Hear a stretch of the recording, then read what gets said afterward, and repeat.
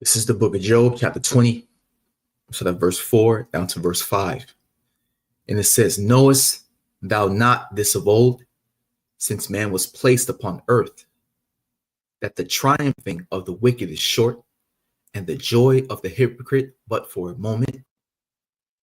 All praises and glory to Yahweh, Bahashim Yahushai, Bahasham, Barachak Wadash. Peace and blessings to the elect, the listening, learning, the Akim Walk, Wakyam, and double honors to the elder apostles of Great Millstone and the elder bishops.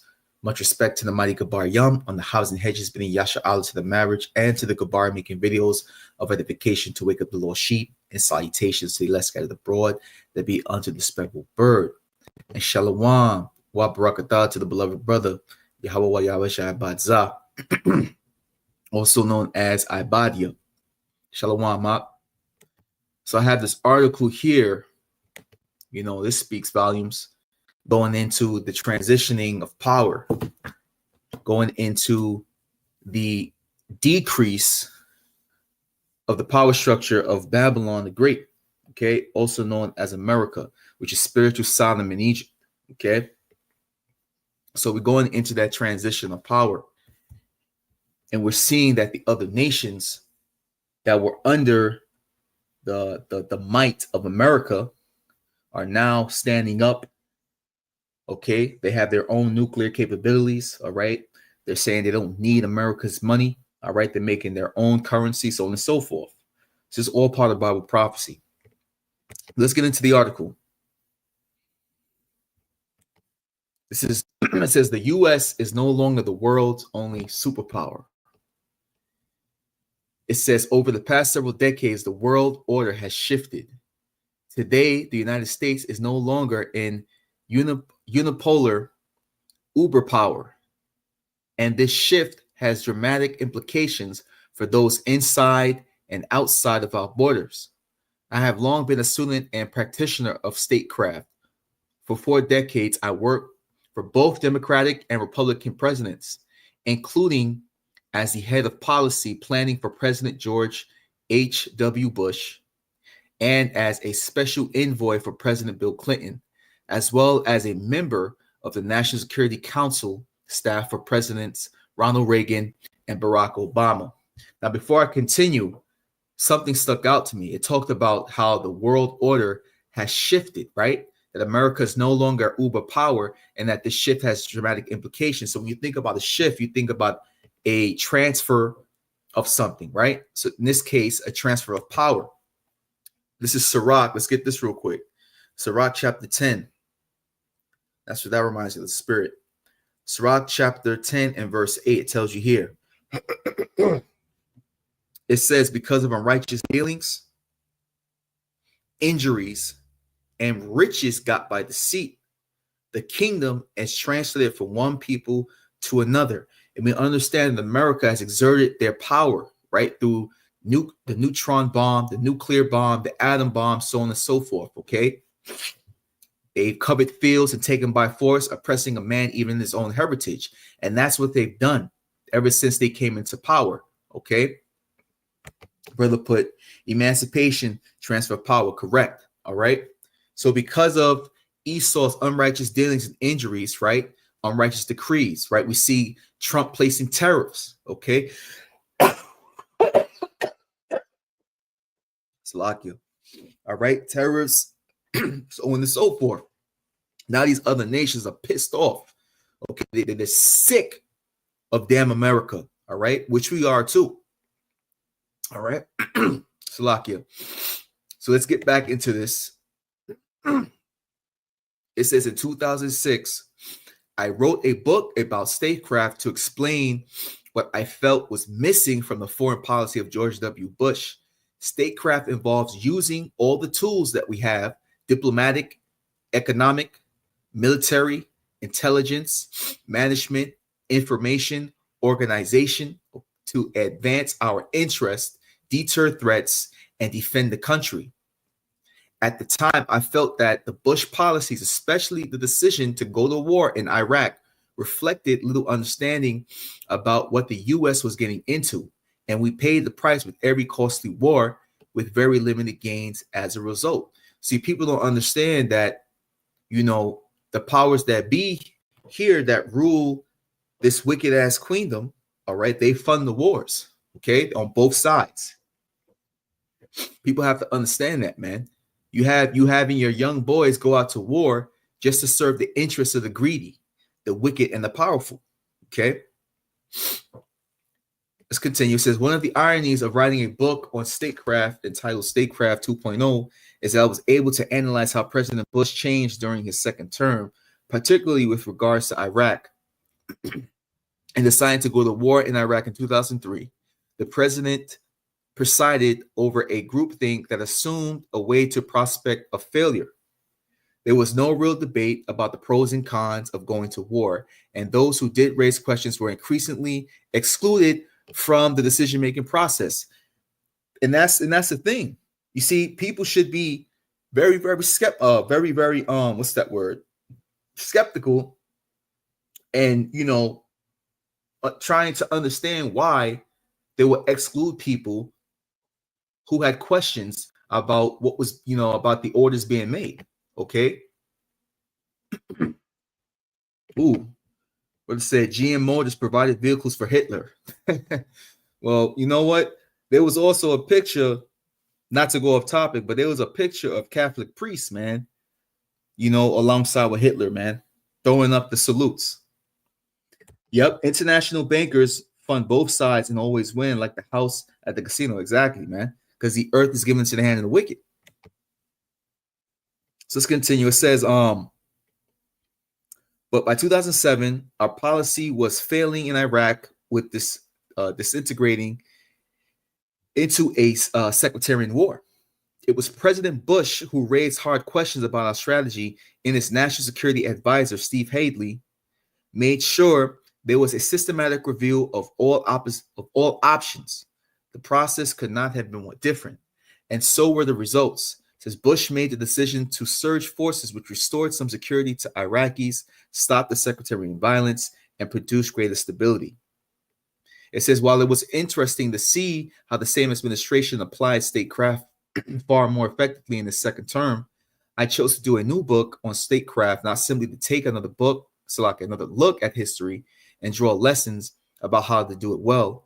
I wrote a new book because the world is so different today from the one I was describing nearly 20 years ago.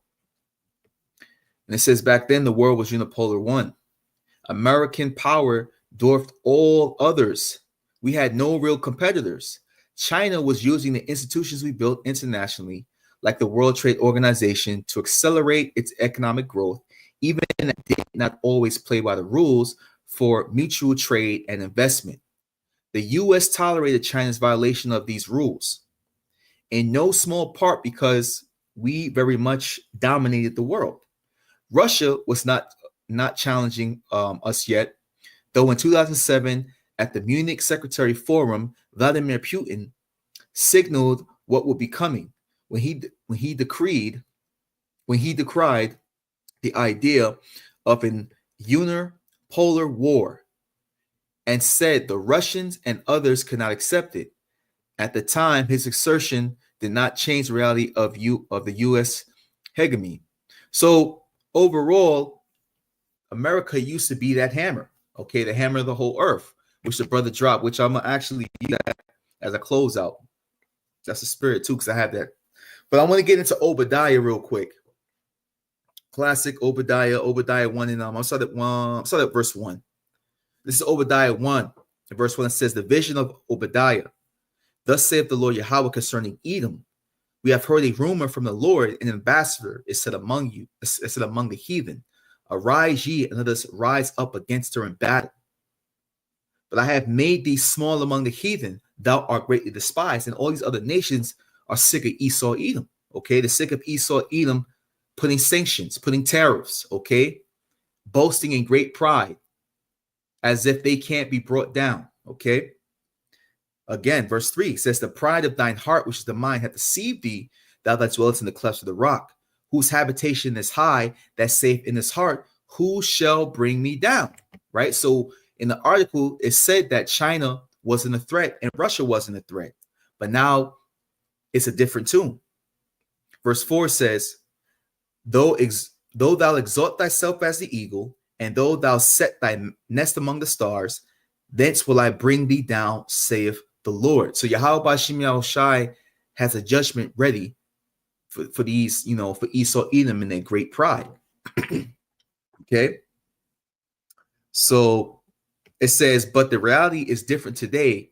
Internationally, we face China and Russia as global competitors, with China posing both an economic and military challenge. Regionally, we face challenges from Iran and North Korea, right? And Iran represents those dragons of Arabia, and North Korea is also Moab, okay? Since America may still be the world's strongest power economically, technologically, and militarily, but we must now operate in a multipolar war in which we face constraints. And the constraints are not only international, they are also domestic. So think about this. So that international would be what? The third woe, all right? When all the nations will be gathered to the valley of decision. That's in Joel, the 3rd chapter, okay? And also domestic goes into what? The civil wars that's going to take place in second edge of the 15th chapter, starting at the 15th verse, okay? So America is going to implode and also explode, okay? Koholom Yahweh Bashim Yahushai. But I want to stay in Obadiah, and I want to jump down to verse 7, because it also said here, it says, but reality is different today. Internationally, we face China and Russia as global competitors, okay? So Russia and China used to be allies, okay, with America as far as trade, okay, so on and so forth, all right?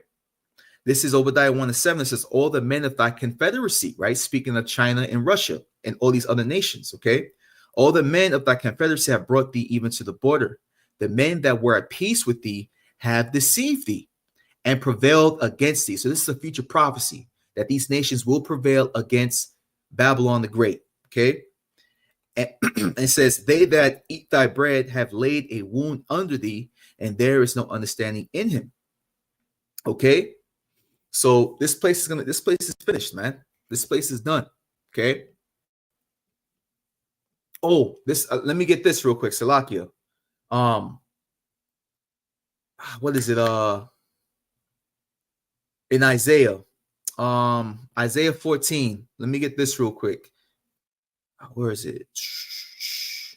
Right here. This is Isaiah 14 and verse 10. It says, all they shall speak and say unto thee, art thou also become weak as we? Art thou become like unto us? So it's saying, hey, now guess what? We're all equals now. You're no more the hammer of the whole earth. We have nuclear. We have nukes. Okay. We have AI. All right. Verse 11 says, thy pomp, okay, which goes into haughtiness, which goes into pride, right? And boasting. Thy pomp is brought down to the grave, and the noise of thy vials, the worm is spread under thee, and the worms cover thee. Okay. Verse 12. How art thou fallen from heaven, O Lucifer? Now, this is speaking of, the so-called illuminated ones on the left-hand side, right? They call themselves the Illuminati or the illuminated ones, all right? They are the illuminated ones on the left-hand side. So it says, son of the morning, how art thou cut down to the ground, which didst weaken the nations? Again, the nations were under subjection of Babylon, but not for long. I'll continue. Verse 13 says, for thou hast said in thine heart, I will ascend into heaven. I will exalt my throne above the stars of Yahweh, which goes back into what Obadiah, the first chapter, which you read. And I think in verse 8 or verse 9, one of the verses there. Verse 13 in its entirety, it says, I will sit up also upon the mount of the congregation in the sides of the north. I will sit above the heights of the clouds. I will be like the Most High. So Esau wants to be the Lord, okay? And it says, yet thou shalt be brought down to hell, to the sides of the pit.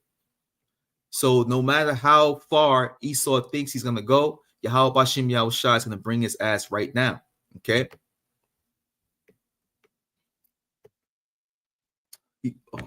We put Henry Ford. Henry Ford even gave Hitler a life-size picture of himself and gave him a bag of money for his birthday.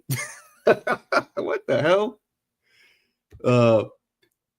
Henry Ford stated, It is well enough that people of the nation do not understand our banking and monetary system. For if they did, I believe there would be a revolution before tomorrow morning. And that's what's going to happen, man. All right, people are always rising up. Okay, you got the uproars of the people crying for that wine in the streets, man. And that's what's going to start the Civil War. All right, let's get back to our article. I won't make this too long. It says the rise of populist and nationalist policies embodied by President Donald Trump and Vice President J.D. Vance are raising basic questions about the U.S. role in the world. In 2006, I was writing about in America that was debating our role in Iraq, but still believed in U.S. leadership internationally. Wars in Iraq and Afghanistan raised basic questions about the cost of our role in the world and eroded the consensus that America must lead. In such an environment where costs are increasingly seen as decisive, the U.S. may not continue to support Ukraine in the face of Russia's ongoing aggression. Indeed, it may no longer be axiomatic that the U.S. will support the basic norm that aggression is wrong and bigger states don't have the right to dictate to the smaller neighbors. If we don't want that to be the case and we are to play a sustainable role internationally, we need to act in a way that is consistent with American traditions and be far more effective in our statecraft, which, you know, America is hypocritical. All right. They do the worst, but they want to tell other countries what to do. Okay. What's wrong and what's right. This place was built on bloodshed. Okay. Murder, robbing and pillaging, lies. Okay. Deceit. And it has to be cleansed by the blood of them who shed it. Okay. The former is necessary to strike a chord with the American public. The latter is necessary to marry our objectives with our means, the essence of good statecraft, especially because only in this way are our policies going to succeed. It has been the mismatch of objectives and means that has produced failures and undermined the senses. And in a world of challengers on the outside and questioning on the inside, we no longer have the luxury of practicing statecraft badly. I explore our traditions in foreign policy in the book because they create a context in which presidents make choices and contribute to how they deduct our statecraft. One might think that President Trump does not reflect all of such traditions, but he does represent one of them. Unilliteralism. Historically, our self-image of exceptionalism, we are selfless, we are free, and our values are universal, which is a load of crap. Justified two very different approaches to the world. One was passive and believed we could serve as a model to the rest of the world, and the other was activist and believed we needed to export our values to others. For our first century, the American sense of exceptionalism justified not being sullied by others, not being tied down by alliances, and not having our freedom of action limited. America was not isolationist. It was unilliteracist, I believe. Throughout the 19th century, the U.S. did not shy away from the military interventions to protect our trade and commercial interests internationally, fighting the Barbary pirates in North Africa, sending the Navy to open Japan and later to attack in Korea, and deploying the Marines to deal with the Boxer Rebellion of China. I want to get this real quick. I want to go to Joel, the 3rd chapter. Joel, because overall, all the nations that were seen as weak in the eyes of America are saying that they are strong. Okay, this is Joel 3, chapter 3, verse 9. It says, "Proclaim ye this among the Gentiles, prepare for war, wake up the mighty men, let all the men of war draw near, let them come up." So this is saying that the Lord is gathering all these other nations to prepare for World War III. Okay. And it says, "Beat your plowshares into swords and your pruning hooks into spears. Let the weak say, I am strong. All right. So these other nations are ready for battle. These other nations have their nuclear missile heads launched and ready to shoot at America. All we need, hey, is the go ahead from the Lord. Okay. This is that body with Numbers 35 and 33. It says, so ye shall not pollute the land wherein ye are, for blood it defileth the land, and the land cannot be cleansed of the blood that is shed therein, but by the blood of him that shed it. And we know who shed that blood, especially the blood of the Lord's chosen people. That was Esau, Edom, okay? The older brother Jacob. The water. So let's get back to it. It says, however, our interventions were generally not in the service of alliances or for a higher purpose. It was to serve our economic interests. Donald Trump fits that tradition. He even referred to our exceptionalism twice in his inaugural address on January 20th. But his version of exceptionalism is justified through an argument that we should be free to do whatever serves our immediate interest. He may not always frame his decision in terms of the U.S. being a model for the rest of the world, but he certainly does communicate a desire to succeed a foreign policy, and for that, he should have an interest in conducting statecraft better. In general, one would think that marrying objectives and means will be given. Why would one pursue a policy where we don't have the means to fulfill our objectives? The answer, fortunately, is that Republican and Democratic presidents alike have often adopted the wrong objectives. Why? Because you got to think about it. The Lord said that he's taking the wisdom out of Esau, man. So Esau can't rule. The scripture says, when the wicked bear rule, the people mourn. This is why the people are losing their jobs, okay? You got many people being laid off. You have houses being foreclosed each day. People are homeless, okay? So on and so forth. The economy is shit. And it's all under the foolishness of Esau, man. Okay? So it says, why? There are multiple reasons. First, we often don't understand what we're getting into. The Bush decision to implement a regime change in Iraq is a striking example. Second, political pressures lead us to adopt objectives that are wrong-headed or are not ones we are prepared to apply the necessary means to achieve. Lyndon B. Johnson had doubts about getting mired in Vietnam, but feared the political consequences of being accused of losing Vietnam, the way the Democrats had paid a price for becoming charged with the loss of China. Barack Obama, with the Syrian regime killing increasing number of Syrians, felt the pressure to do something, and it led him to announce that Bashar al-Assad had lost his legitimacy and had to leave, even though he had no plan of doing much to make this happen. Third, frequently we adopt objectives at too high a level of generality, and they can't be easily operationalized. Trump has called to end the wars in Ukraine and in Gaza.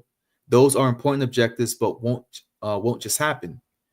One can publicly frame objectives like these, but it makes sense to think through what it will take to succeed and what means either we and or others have to make them happen.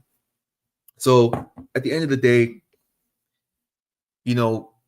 Esau is foolish, man, and is leading his place down the drain. Okay, and rightfully so. Just a little bit more. It says the lesson is to think carefully about our stakes and the feasibility of the objectives we adopt. The higher our stakes, the greater the means we should be ready to apply to achieve them. How we frame or explain our objective is also essential, not just to win domestic support, but also to gain international backing. President Trump does not prioritize strengthening connections with our allies, and yet allies have means that could augment our own. Similarly, smart and early framing of objectives can win greater international support and backing for what we seek. Take the issue of Iran and its nuclear program. If Iran gets a nuclear bomb, The Saudis, Egyptians, and Turkish will likely feel they must have one as well, and a region characterized by conflict will become far more dangerous. And that's what goes into let the weak say I'm strong, as it says in Joel, the 3rd chapter.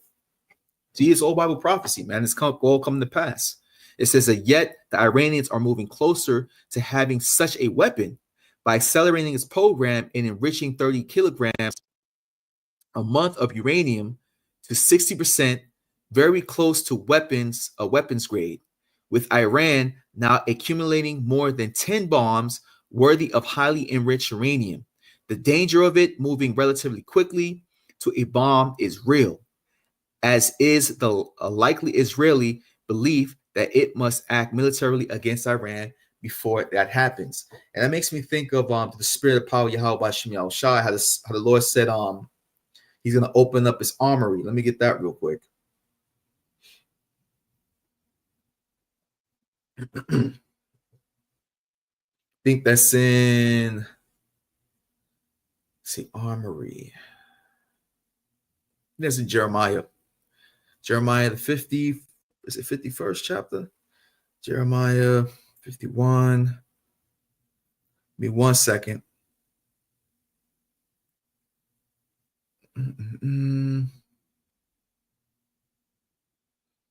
Oh, where is it? Open up his armory. Oh, hold on. Striven against the Lord.